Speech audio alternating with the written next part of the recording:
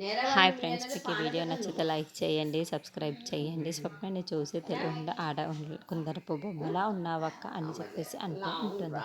ఆ మాటలు వినగానే అక్కడున్న స్వప్న చాలా సంతోషిస్తుంది. ఇంతలో అది చూసిన కావ్య మాత్రం, అవును నేను నిజం చెబుతున్నా, నువ్వు కుందన బొమ్మలా ఉన్నావు ఈ రోజు అని చెప్పేసి అంటూ ఉంటుంది. ఆ మాటలు వినగానే అక్కడున్న నృత్యాన్ని మాత్రం తను కుందనపు బొమ్మలాగానే ఉన్న పేదరికంలో నుంచి ముంచి తేలుతున్నట్టు ఏంటి నువ్వు అవతారంలో ఒక్కసారి చూసుకున్నావా, ఏమైనా నగలైనా వేసుకోవచ్చు కదా అని చెప్పేసి అంటుంది. ఆ మాట వినగానే అక్కడున్న కావ్య మాత్రం ఏమీ మాట్లాడకుండా మౌనంగా ఉండిపోతుంది. ఇంతలో అక్కడున్న ధాన్యలక్ష్మి మాత్రం, అవును ఏం చేస్తున్నావో ఏమో, ఆ నగలను ఎక్కడ దాచిపెట్టావో ఏమో, అన్ని నగలు ఉన్నా సరే ఇలా చూడు ఈ అవతారం ఎలా ఉందో అని చెప్పేసి అంటూ ఉంటుంది. ఆ మాటలు వినగానే అక్కడున్న రాజు కావ్య వాళ్ళు చాలా బాధపడుతూ మౌనంగా ఉండిపోతారు.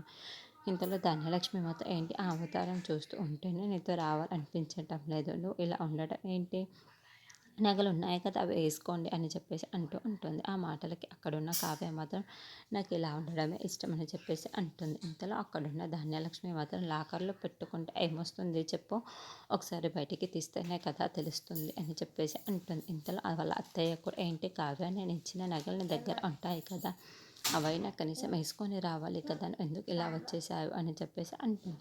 ఆ మాటలకి అక్కడున్న కావ్యకి ఏం చెప్పాలో తెలియక మౌనంగా చూస్తూ ఉండిపోతుంది. ఇంతలో అక్కడున్న అపర్ణదేవి మాత్రం, అందరూ బాగానే రెడీ అయ్యారు, నువ్వు మాత్రం ఎలా వచ్చవచ్చు, అందరూ ఏమనుకుంటారు, కావ్య నిన్ను చూసి నన్ను చూసి అని చెప్పేసి అంటూ ఉంటుంది.